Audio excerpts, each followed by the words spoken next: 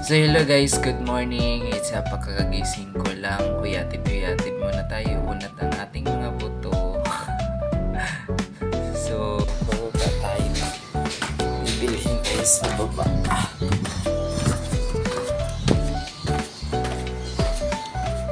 Dali lang sa tapat mga palit. So, may sardinas po kayo. Ano? Ligo?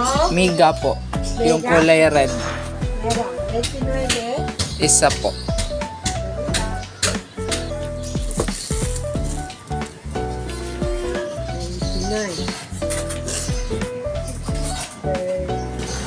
$29, 30, 40,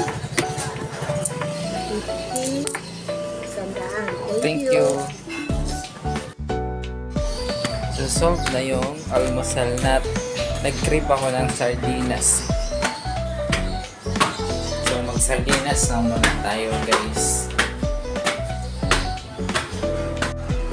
So, balik na naman tayo akyat dito sa hagdanan namin na super tarik.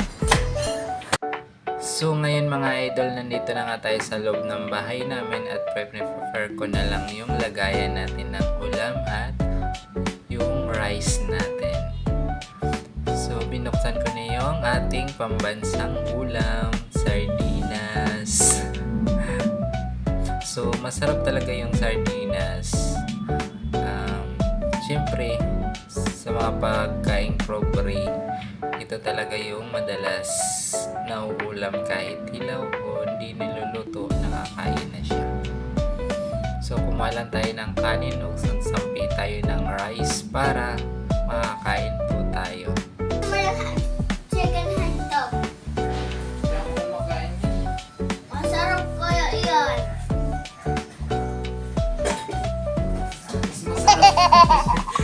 Hello mga idol, mga onata. So yummy.